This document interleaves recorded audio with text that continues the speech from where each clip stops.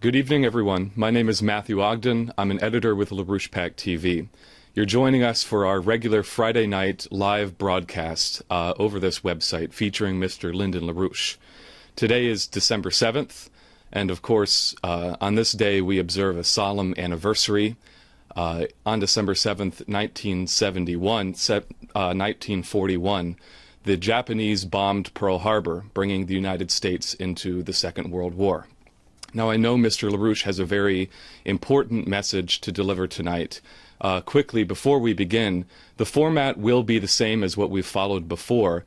After Mr. LaRouche's opening remarks, we will have a discussion period.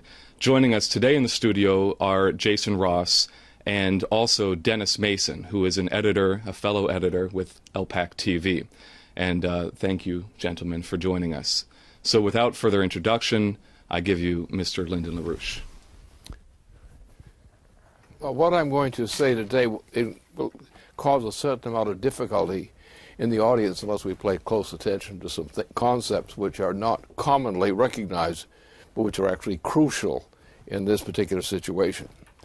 Now, the principal subject today we're launching on this event is we are taking the preconditions which are required to prevent the United States from going bankrupt. First of all is Glass-Steagall. But Glass-Steagall alone by itself cannot do anything miraculous in terms of changing things. But it's necessary to protect the banking system, that is the honest banking system, and prevent that from being corrupted by the kind of speculation which is being done now, for example, in terms of everything that the federal government is doing, which is wrong. And unless those things are changed, we're in trouble. Okay, so Glass-Steagall is the actually indispensable action without which the United States economy is not going to survive. And by non-surviving, I mean something relatively immediate. The whole system is now going into the breaking point of hectic irrationality, in which it goes, everything becomes chaotic. And this is the bailout point, which corresponds to what happened to Germany in 1923, in October approximately of 1923, where everything went bankrupt. That's where we are. Now, but however, as I say, Glass-Steagall is indispensable, but it does not contain a cure. It contains a preventive of gambling. But it nonetheless is necessary. But here's where the problem comes in.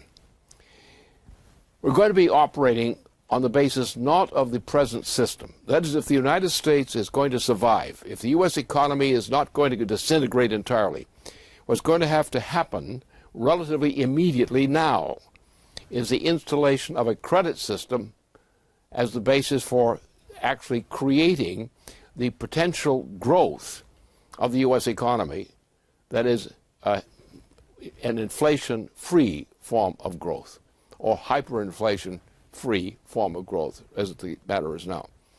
Now, most people don't understand that because they think of this. They think of that money placed in a bank, or the denomination of money placed in a bank or some other kind of institution, represents credit, the basis for credit. It does not. Does not. The credit system is based on the growth of per capita wealth per person in society, or household for society. And that's very poorly understood, because the assumption that's made by all the people who are incompetent ever since they were swallowed by something happened years ago, decades ago, is they assume that money deposited in a bank or attributed to be posed in a bank represents value. It does not. Money is a very tricky thing, money as such, because it has no intrinsic means of defending itself against hyperinflation or simple other kinds of problem. So only a certain credit system is the key to this process. Now, what happens is this, is that we have now three categories we're considering. First of all, Glass-Steagall. That is an absolute. Glass-Steagall must be imposed as the original Glass-Steagall form. The Franklin Roosevelt Glass-Steagall is what must be done. Anything different than that should get somebody shot, because things are getting that bad these days. The credit system, what do we mean by a credit system? That the federal government organizes a system under which credit is uttered, and the anticipation is that is a time factor, that if we assign a certain value to something as credit, we must assume that by the time that credit has been collected or realized, that there will be growth in the value of the product and growth in the value of the credit itself. This can be interpreted various ways. It means that things become cheaper, and therefore you have a gain, which is margin for profit, because things became cheaper through productivity, for example, is that kind of method. But in the case, but otherwise, there is no other source value in terms of money as such, merely as circulated, as is being done now with this hyperinflationary process, which is about to destroy the United States. That cannot be tolerated. So therefore, the value lies in what? It lies in physical values per capita. Now, this also includes the increase of the value of work, the value of production. Because what happens as we become more efficient, we tend to go into higher technologies. These are more productive, and therefore we have a difference between the point that the credit is issued first and the time that it's matured when the payoff has to come. So the assumption is that an increase in productivity in two ways, either in terms of the absolute productivity or the combination of an increase in productivity and also an increase in decrease in the relative cost of the same item. We become more efficient, we can produce the same thing more cheaply. That's another source. But the point is that the key thing to the whole system is that you must realize that there must be an increase in the physical productive powers of labor as expressed in terms of net production, that must occur. And that's the basis of the credit system. That's where the question of determination of value lies. In other words, if you want a stable system, you've got to have growth, physical growth, or improvement in the efficiency of physical growth. So therefore, what you have is, by advancing credit, as if you were loaning money, that this money must increase in value. Well, the money doesn't actually increase in value. What increases in value, the cost of the product decreases in value, in terms of relative value. And that's the basis of credit. Credit does not lie in letting money sit in the bank. It must do something. It must change its character. It must be more efficient, or it must be more enriching. It means technological progress. It means higher rates of energy flux density, which is an essential part of this. People are more skilled. They do a job which is a more skilled job. They produce more value with the same amount of nominal labor. That's the system. We must generate growth. We must increase the productive powers of labor. We must advance technology. Absolutely. We must increase the energy flux density of the system flowing through the entire system. So all the myths which Republicans and Democrats alike believe in with a kind of religious, or should we say satanic, passion is wrong. The generation of credit as real credit occurs only by the increase of the productive powers of labor as measured in physical terms. This means the physical terms in the sense that people who are doing the same thing do it more efficiently, or do it at higher technology, with greater, for example, the increase of energy flux density in terms of higher density of power per capita. All these factors are factors which can lead to the creation of credit potential, on which real credit is based.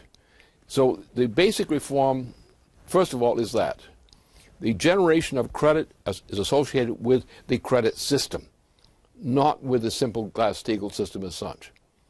Therefore, the Glass-Steagall system's function is to give us a fixed reference point for which to make the comparisons on which growth is determined. And that is something which is not understood except for a rare few individuals in both sides of the Atlantic. And that's what the problem is. So therefore, the credit system as such, what does that mean? It means that the federal government organizes transactions in society such that the credit is being generated. In other words, if you are increasing productivity by higher productivity, by new technologies, you're increasing the value of production. You're increasing the value of labor. And it's that growth in value associated with improvements in employment. For example, when we employ people for doing nothing, which is what we tend to do these days, when we employ people at all, we're not really increasing credit. We're increasing hyperinflation. In this case today.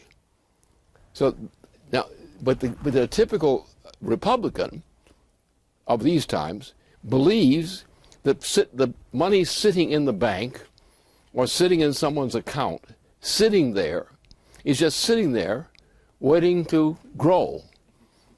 And that's what they find out is they end up with inflation, but not an increase in actual value. And that is the actual, and there's no real increase in credit.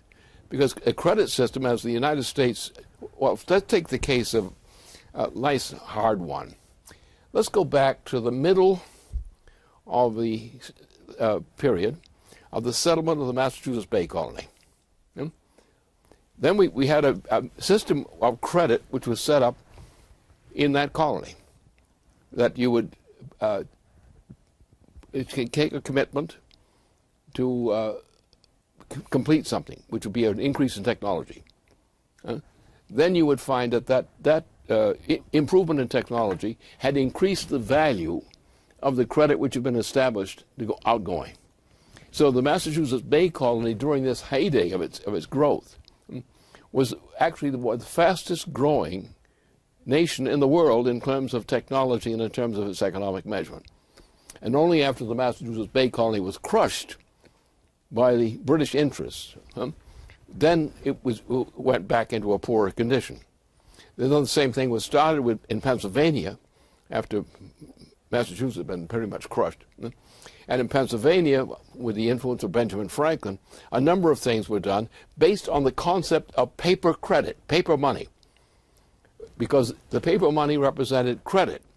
But the credit did not lie in the money as such.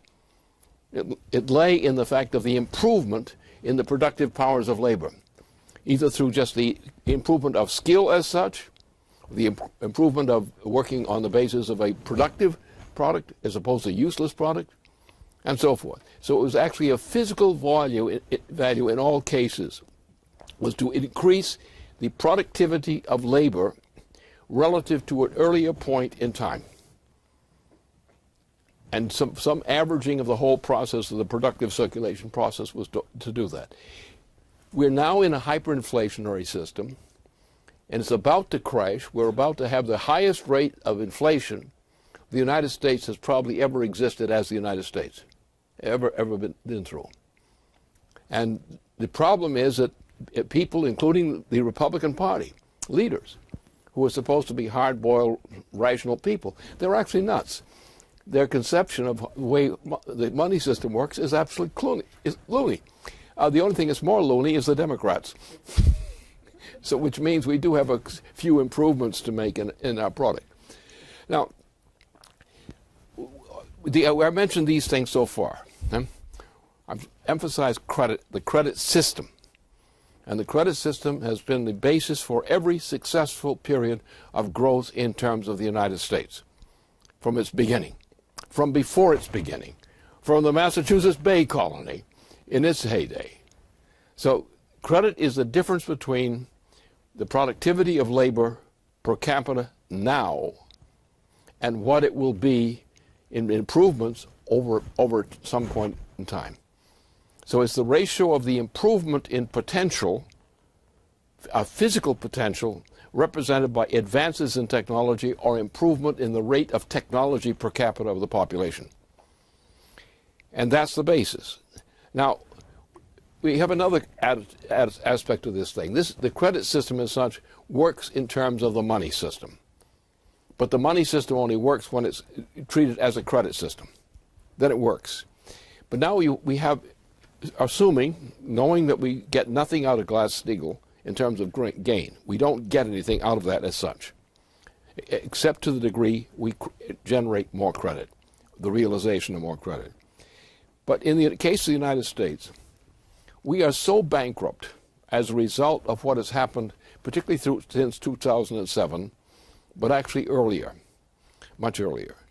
But the worst period now has been through 2007, where the takeoff occurred, leading into 2008, which led to the bailout money. So since that time, since 2007, 2008, the United States has been on the road to an increasing rate of bankruptcy. And the result of that is a corresponding increasing rate of hyperinflation. So therefore, what we have to do is we have a lot of labor we can't employ right now under present conditions. The banking system does not have the capital to bring this labor or the production into being as such. So therefore, we have to find some projects which we're going to give credit to from the federal government. Now, new federal credit is going to be supplied to these projects. These projects will employ some millions, actually, of people.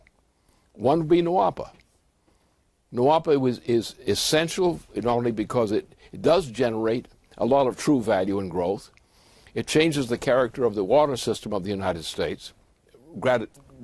It improves the productive power of labor in every way you can imagine. Right? And we're talking about 6 million jobs right off the hand. They may not be too efficient at first.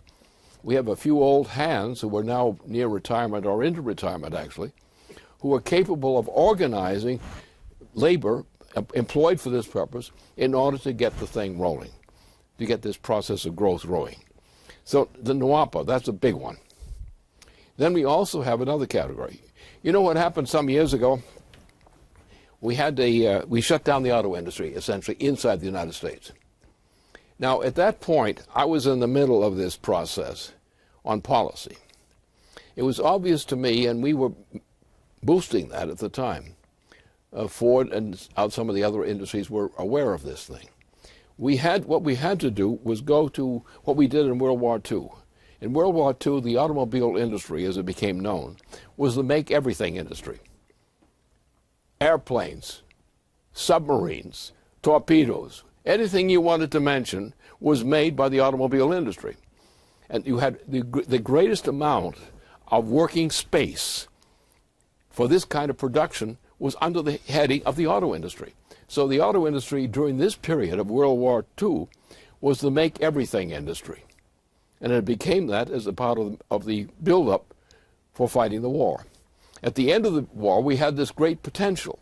But what had happened is you had a terrible president, Harry Truman, or whatever you want to call him. And this creep destroyed pretty much everything. He got so disgusting that the citizens of the United States became disgusted with him, and they decided to dump him. Right? So we had a real president then, after getting rid of this bum.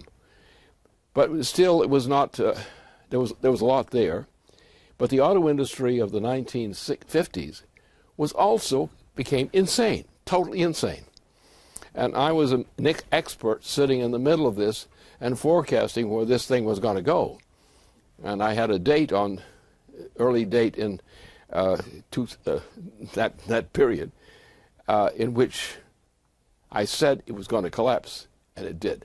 The auto industry and several other industries went into a sudden collapse exactly on the day I forecasted would happen. Well, it was easy for me to forecast because this involved a lot of contracts, and therefore if you know something's going to crash, and you have the number of contracts and the location of the contracts which are subject to this crash, then you can do a pretty good job of forecasting. But I specialize in the future. It's more interesting than the present or past. Even sometimes it's worse, but sometimes it's a better experience. So therefore, the development of the machine tool driver, what we lack is an expansion of the general category of a machine tool driver. And with that, which is as a supplement to or complement to what NWAPA will do as a project, means that we can immediately move into, and I say immediately move into, an end to this chaos and this insanity of the U.S. economy now. And we can move into a gradual but accelerating rate of recovery of the U.S. physical economy. Therefore, we can generate the credit on the basis of that recovery. That credit will enable us to rebuild the U.S. economy. But we have to earn our way by physical increments of real value. And that's the solution we need desperately. Now, we have a real problem in agriculture. We have deliberately, intentionally destroyed much of the U.S. agriculture. In one part, this destruction of the U.S. economy, its agricultural sector, is a failure to respond to challenges in certain parts of the country. On the other part, it's actually a deliberate process of mass murder of the population. Let me explain. The mass murder of the U.S. population, which is now in progress, is a product of the British Empire. And it's a product of the Queen herself.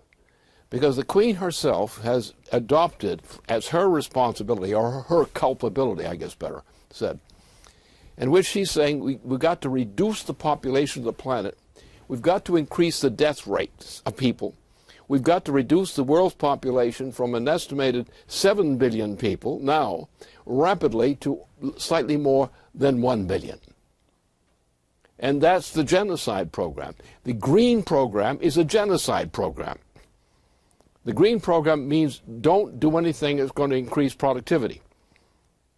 Now, that's a sure recipe for one of two things, either hyperinflation or mass murder, one of the two. And that's the policy of Obama. It's mass murder and hyperinflation, both.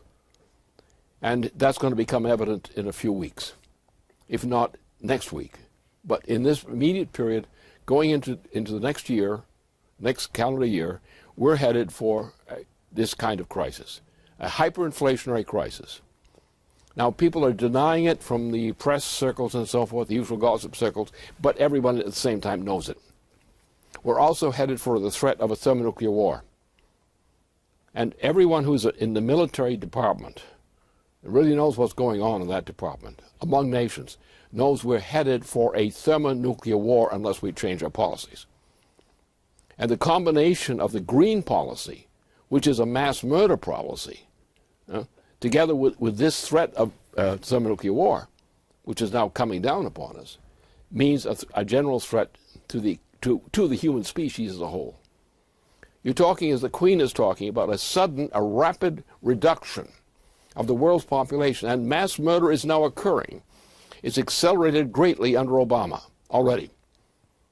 What the policies of Obama are actually policies of mass murder against the population. The canceling of health care, the eliminates the whole categories of health care, and the acceleration of the death rate by withholding medical facilities, withholding technology, withholding all kinds of defense against health problems. So that's where we are now.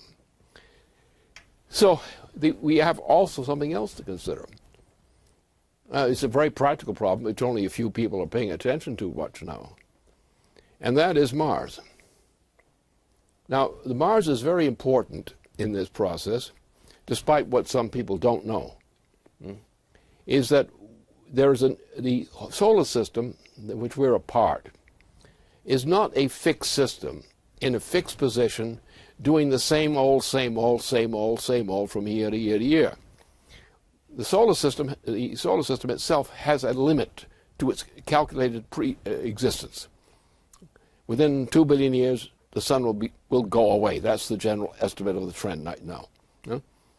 And when the sun goes away, the brightness is going to go out of the universe, right, for people. So therefore, we have to have a long-term consideration of what is happening. We're now getting an increase in the danger to mankind on Earth and elsewhere from asteroids and comets, which are becoming an increasing menace to the continued existence of mankind within the range, say, from the Mars orbit down to the Venus orbit. And this has been worked on for some time by some geniuses of the past who have understood the need to organize a defense of humanity on Earth in particular against these kinds of dangers, these kinds of threats. And therefore, it's important for us, for this reason and related reasons, that we look at the Mars project as we've defined it, as a defense of Earth project. That is, we are limited in our capability at present, even to locate the asteroid which may kill you in the morning. That's the situation. Now, obviously, we can do things about this, but it means a technological acceleration in that direction. And therefore, we have to say that mankind is no longer limited as a matter of policy to Earth itself. Because in order to defend Earth from mass killings on Earth, which are in the table, we don't know when they're going to hit in each case, because we only have a very small fraction of the known objects out there. Only a small fraction are actually known to us, identifiable to us today. It's a tiny fraction. And therefore we have a major effort to build up a system of detection and defense for mankind operating within the range of the Mars orbit and down to the Venus orbit, where all these most significant kinds of things are there. Comets are a little bit different problem. So therefore we've reached the point that mankind must move from limitation on living on Earth to beginning to take over places like Mars. Now, Curiosity is an example of something in that direction.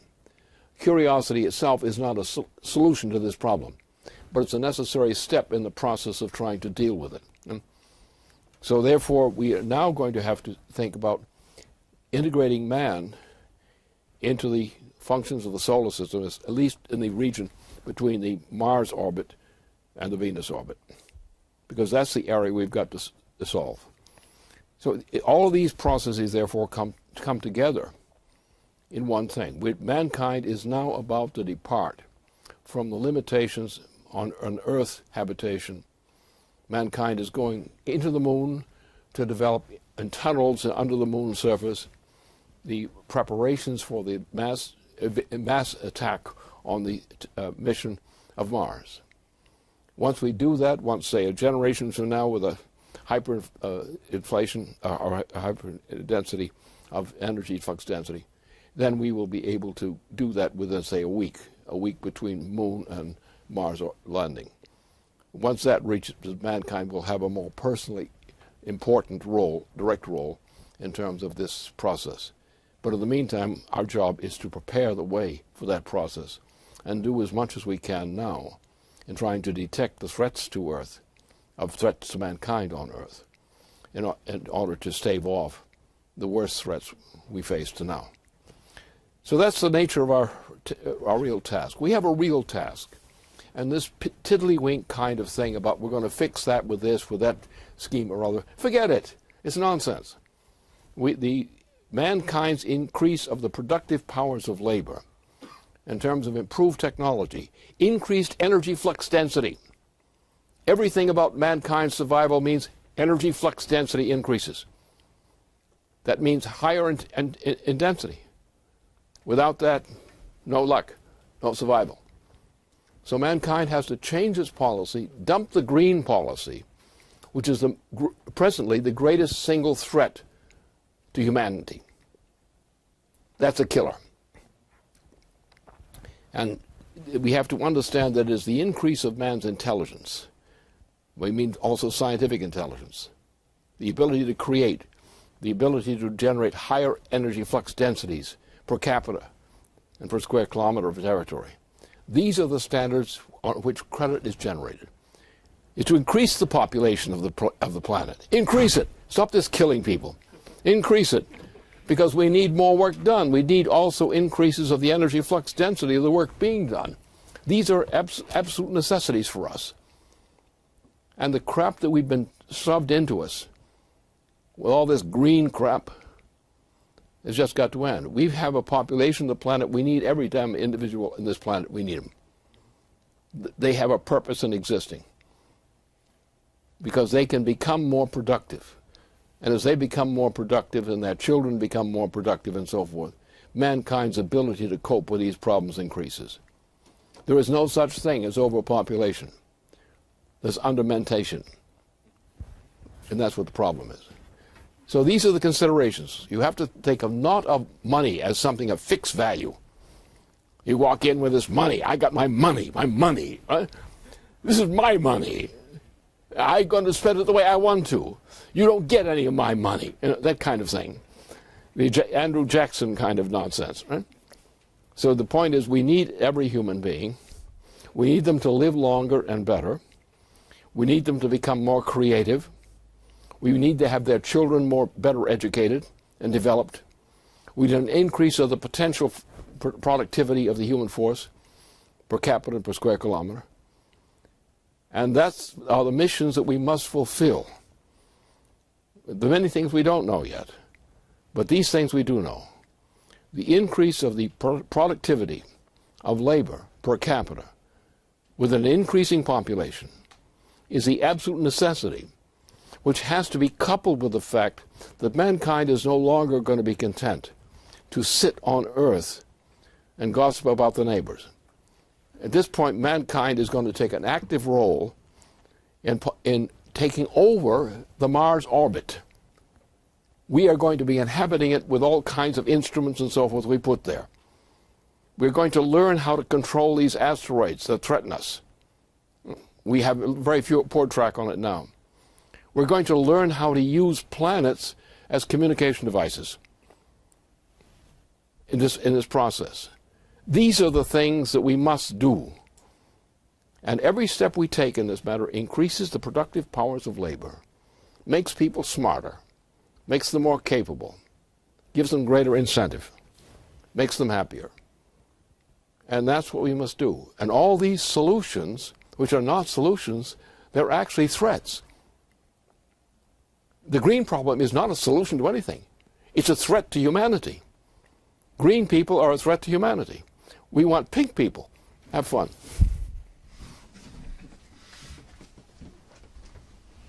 Thank you very much.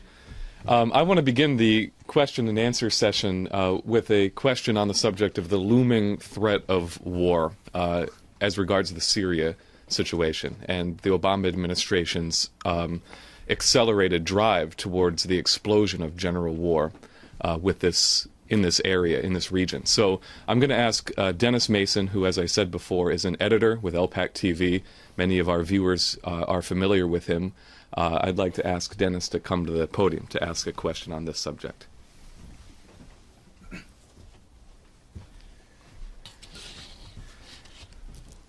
So, with the Syria situation more particularly, there's been a lot of elements around the case of chemical weapons that has been hyped up in the media. You've had the Secretary of State, Hillary Clinton, come out and say that chemical weapons, the use of them, are going to be the red line. Obama has said this. Rasmussen of NATO also has said this, and this has been wildly propagating throughout the media. Now, at the same time, you've had reports that Syria is now arming these chemical weapons. But, you know, with the media being what it is, you've also had conflicting reports about our own carrier groups. So where I'm going with this question is what is your assessment of the Syria situation as a whole in the midst of all these different elements that are on the table? Because at the same time, right, you've had the Senate. They voted to assess a potential no-fly zone in Syria. This passed overwhelmingly in the Senate. Earlier on, you had comments from McCain saying that, well, if we were to have a no-fly zone and shoot down a few Syrian planes, then that might teach them to stay out of that area, right? So you have this real aggressive attitude stance now coming from the Senate. Now, and also one of the Patriot batteries which is scheduled for deployment into Turkey is not an anti-missile battery, but is particularly an anti-aircraft battery. Now, the Russians have been repeatedly alluding to what they've been calling Chekhov's principle, which is that if a gun is to show up in the first act, then by the third act, it'll be fired.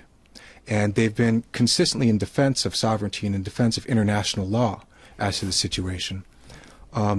While President Putin was in Turkey recently, he actually signed 12 different economic agreements with Turkey, one of which was to build a nuclear plant. Now, at the same time, NATO is saying we're going to consolidate our ground forces and put them into Turkey. So you have this real collision, a real fog of war kind of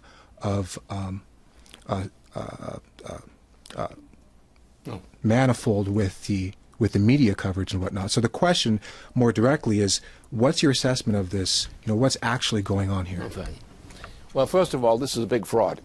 I had a discussion with our people yesterday on precisely this question, and I questioned the question: who had the actual proof of this thing? The whole thing was a fraud. McCain fell for it. Other people fell for it. They were babbling about a stupid fraud, which is a complete fraud. And this is all, in part, a diversion to try to defend the President of the United States, who's a damn liar. And also to try to take the heat off Susan Rice, or Race, or whatever you want to call her. So there is no truth to this story. But you have had a bunch of damn fools in the Senate and elsewhere of the United States and in the international press talking about something for which there is no evidence. And you got Hillary Clinton taken in by the same swindle, babbling about this nonsense, which she has no evidence of this thing, none.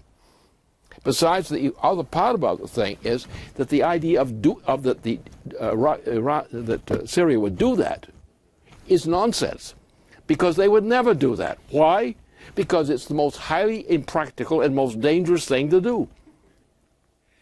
So that since the Syrians are not stupid, they wouldn't do it. But only stupid Americans and Brits and other people are crazy enough to believe what is nothing but a rumor which has no confirmation ever uttered by anyone known to us. So the thing is a complete fraud, but it's typical of the kind of government we have now. And the greatest danger, as that demonstrates to the American people, is their own government.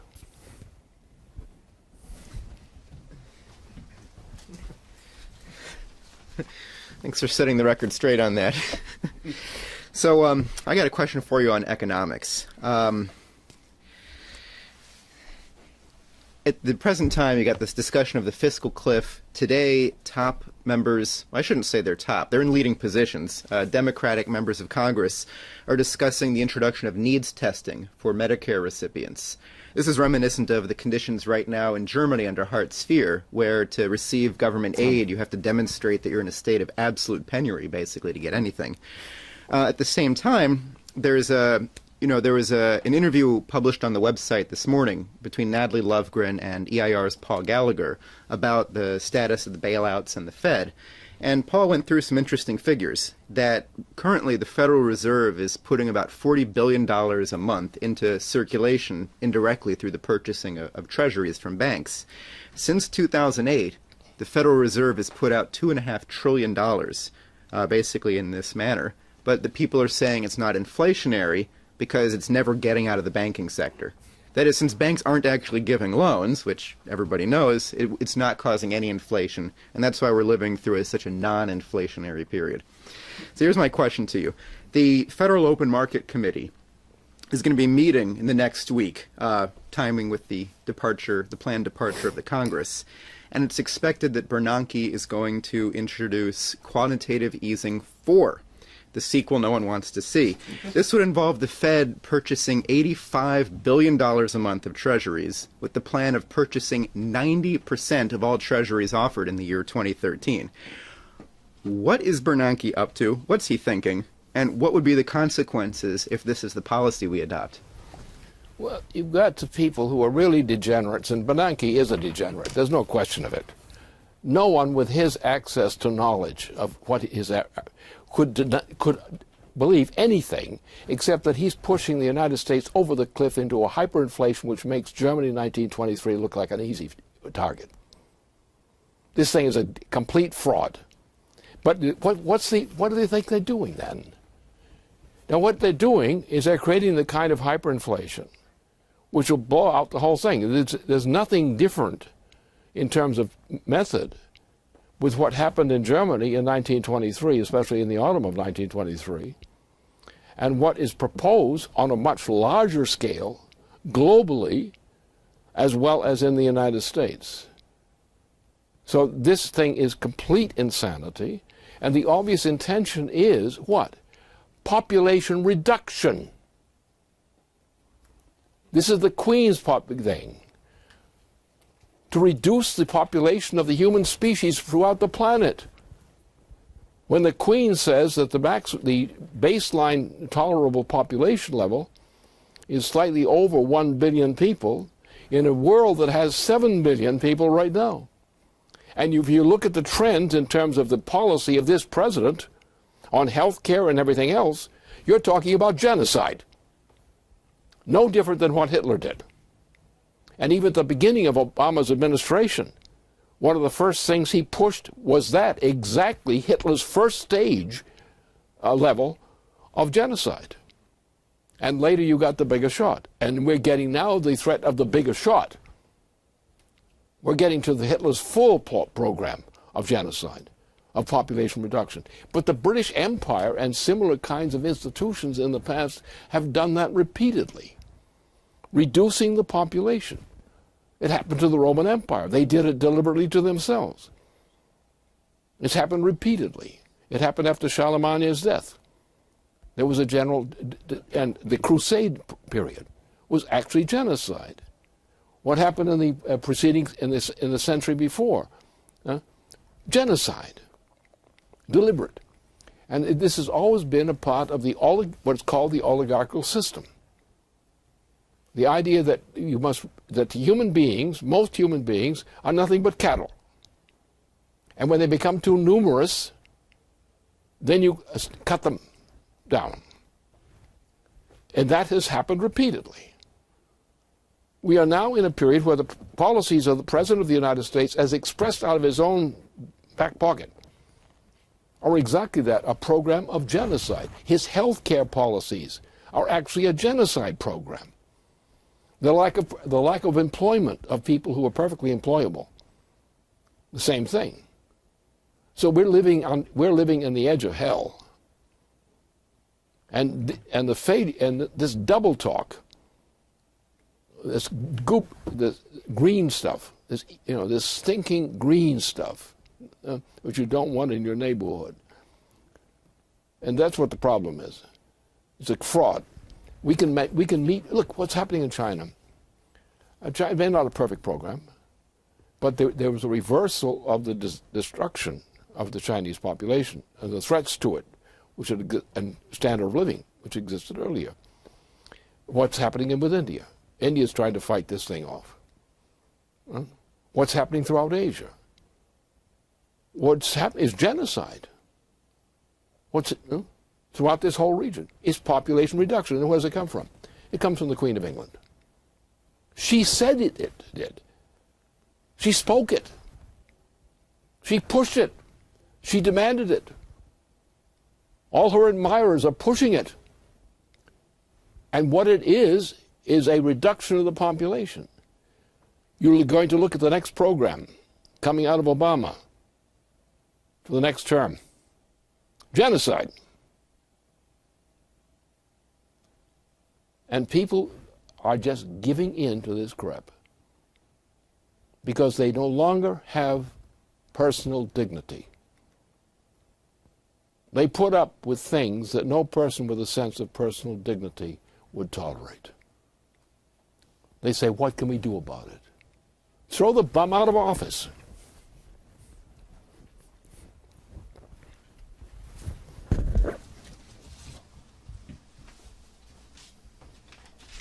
Okay. Well, I have a question about the continuing legacy of the Andrew Jackson operation as we're seeing it today. And I'd like to start by reading part of a document by Bill Roberts, who's the former candidate for Congress in Michigan, which you can find this on the site. It's going to be the authoritative press release for the Jackson report, which Michael Kirsch put together. I'm going to read just a few sections of this. Bill writes, he says, Andrew Jackson, who has been falsely revered by many Americans as a great man of the people, has now been exposed as having been the most thoroughly and efficiently evil president in U.S. history. The crimes of that administration, as a treason project, lie at the foundation of every great social, economic, and political problem our nation now faces. And I'm skipped down a little bit. He writes, for those who are outraged by big government and believe government should be no more than a protector of your basic liberties, this report is also a must-read. You will find out that you are part of your own problem. In 1833, when Jackson destroyed the National Bank, which he said was an instrument of the elites, his intention was to make government a simple machine in service of a small portion of the population who owned slaves, ran the banking houses of New York, and opposed the broader economic development of the nation. Aside from a few exceptional presidents, the intention of Jackson's backers has been more or less realized. And then the concluding section I want to read from this. He says, the shocking implication of this report is that the United States has not functioned as a sovereign nation since 1833. In fact, both the Democratic and Republican parties now function on the basis of a fraud that was originally considered an act of treason by the average working American. This is why, in essence, there is no programmatic alternative to the three-point economic solution proposed by Mr. LaRouche to reestablish the principle of credit in economic policymaking. Only by waging a fight to free the policymaking process from the party system of Jackson can there be a future for the United States. No popular party-based approach will work. Only a fight by self-selected individual patriots to restore a programmatic commitment to the general welfare in opposition to this rotten party system will succeed.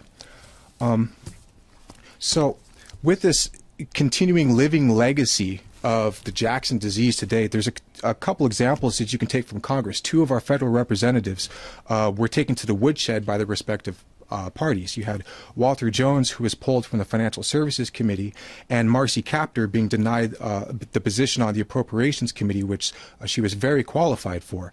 Now, these representatives, Jones in the Republican Party, Kaptur in the Democratic Party, are both champions of reinstating Glass-Steagall. So you have an example of congressional leaders who fell prey to the Jackson disease, irrespective of party, for not falling in line, lockstep with the party machine. And you have countless expressions of the continuing Jackson legacy with the Obama presidency, with the unitary executive, and this kind of thing. So in your newest paper, which is called Glass-Steagall or Die, there's a pre-publication version of it available on the site right now, you point to this continuity of British agents in the White House from Aaron Burr all the way up through today. We have Tony Blair. You've had this constant British presence within the executive branch. So what I'd like you to speak to this in light of our organizing with this new report. Okay. Well, first of all, the whole thing is a fraud, as you might expect. And knowing the people who are doing it, you even more than suspect, naturally. No, it's not the penetration of the United States by some British agents. That's not the issue. The point is the United States is controlled by the British monarchy through these instruments. Look, that's the point. It's not some mysterious thing hiding under the couch. This is running it from the top.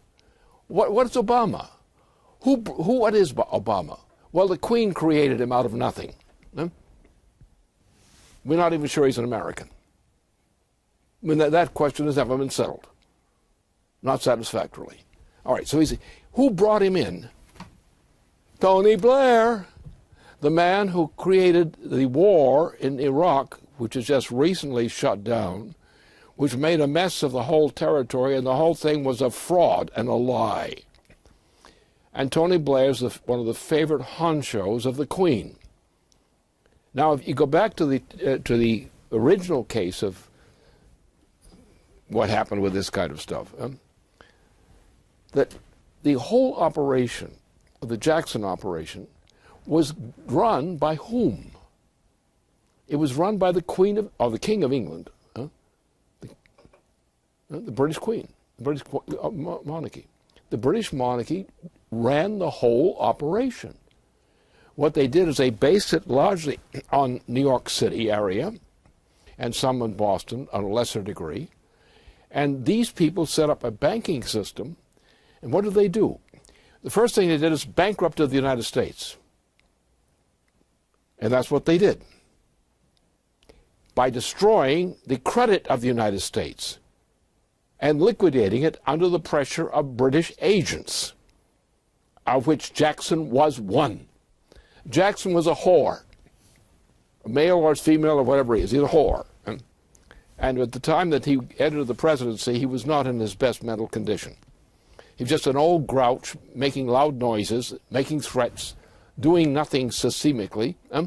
But he had a bunch of advisors who were really sharpies, who were working for the British monarchy's institutions.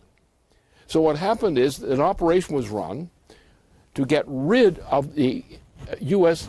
independence of the British Empire. From the time of Jackson until Lincoln, who was then murdered because he was against the British, and it was the British who set him up for the assassination.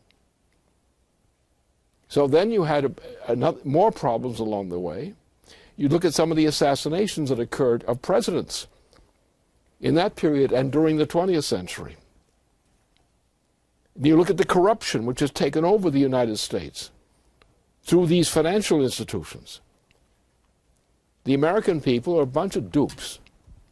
They've been duped to believe that the people who are actually agents of the monarchy are somehow independent factors, American factors. Wall Street is one big cesspool of British interest. And Boston, too. Boston's got the same disease, and they got them earlier. So the point is, this is not a problem of some sneaky guy coming in and somehow corrupting the show. The point is, the problem has been when you see a nation like the United States, of the power the United States is represented at various points in its history. You say the United States is capitulating to this little silly queen sitting on top of or something or other? No, it's not. The British Empire is an empire. They control all of Africa. They run all the murder in Africa. They run the terror, the drug terror in East Asia or West Asia. They run the international drug trafficking. It's all there. So the point is, you've got to cancel the British Empire. And it's not too hard to do so. I could know how to do it. Put the job in my hands, I'll get it done. I know exactly what to do, because I understand the monetary financial systems. It's very simple. We can do to them what the British did to us in the Jackson administration. We can do the same damn thing. If we declare their money worthless, there's nothing they can do about it. But we have to have the guts to do it.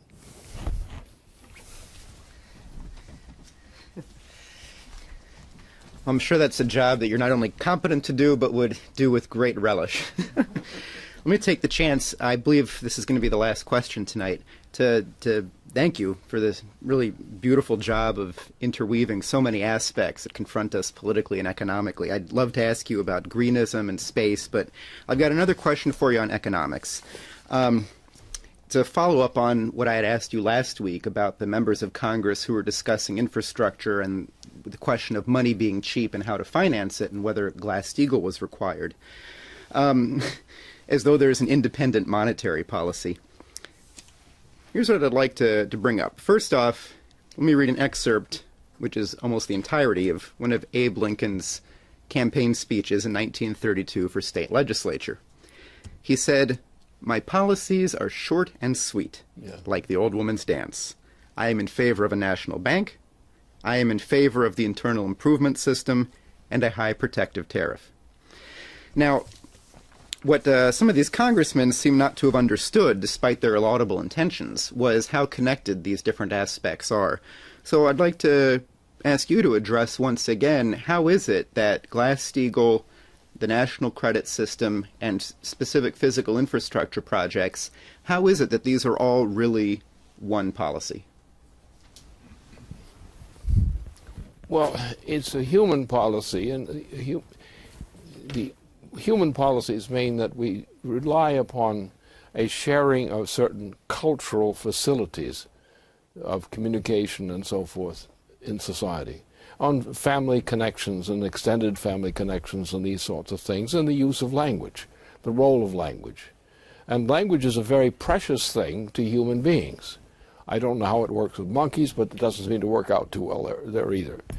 But the point is that we have a cultural format. It's not just language. It's a cultural format in general, which is developed by people, passed from one generation to another. Now, the principles are not essentially, by any necessity, at odds. It's simply that when the development of the child's mind from birth depends upon the cultural setting in which they're raised. And this goes for many generations. I mean, I'm not yet a century old, but I'm moving in that direction if allowed to live.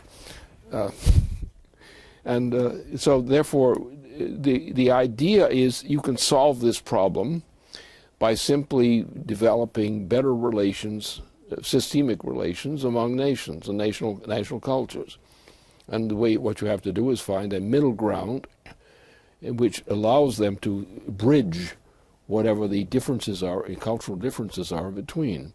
And you'll find that the most essential things in terms of day-to-day life among nations are pretty much the same. And they should be pretty much the same.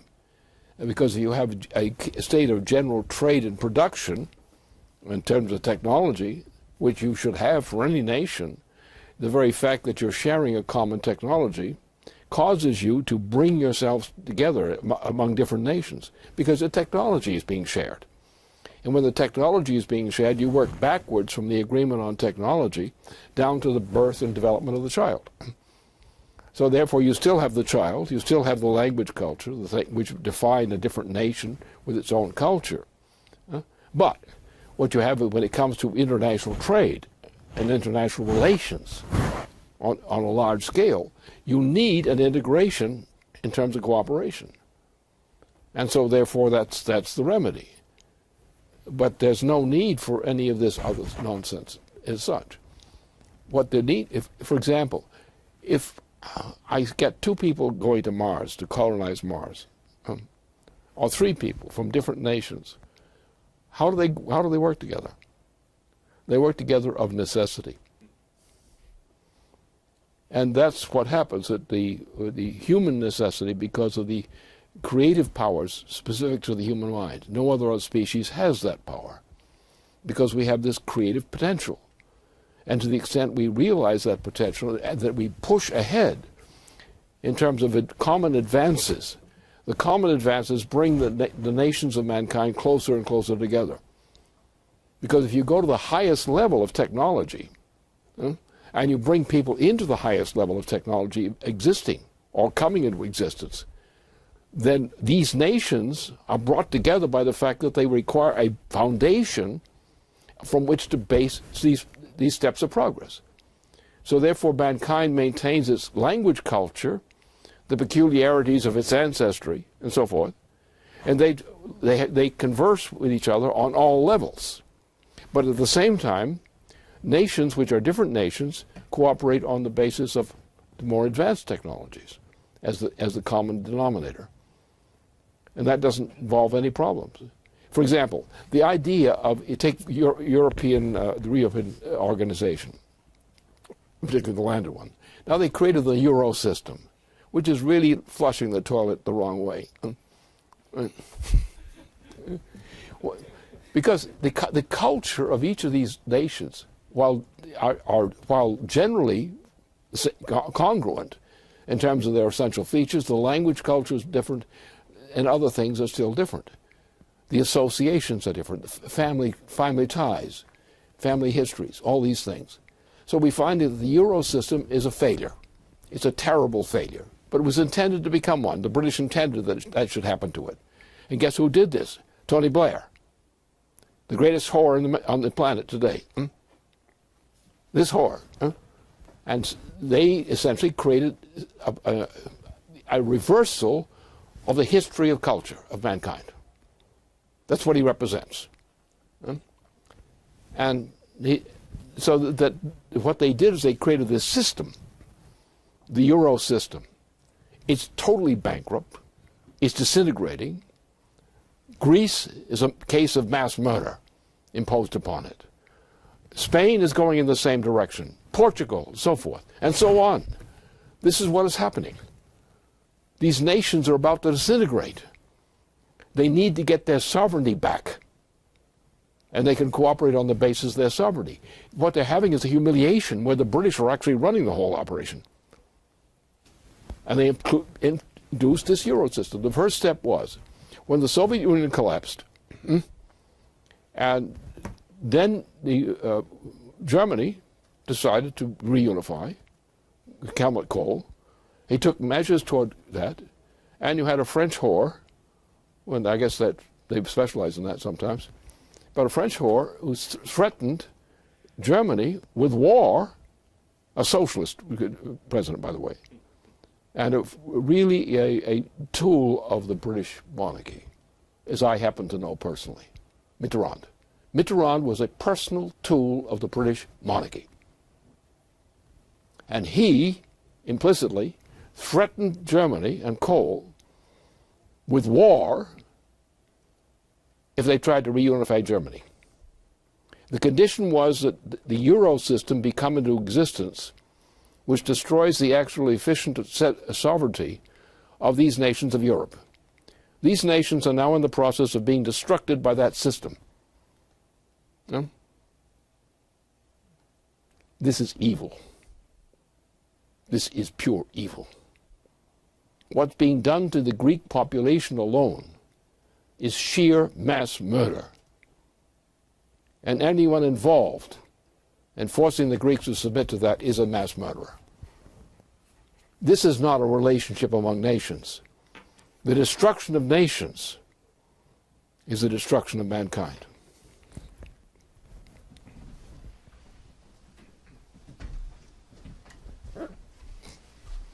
Well, I thank you very much for what you've said here tonight. I would like to thank Jason and Dennis for joining us.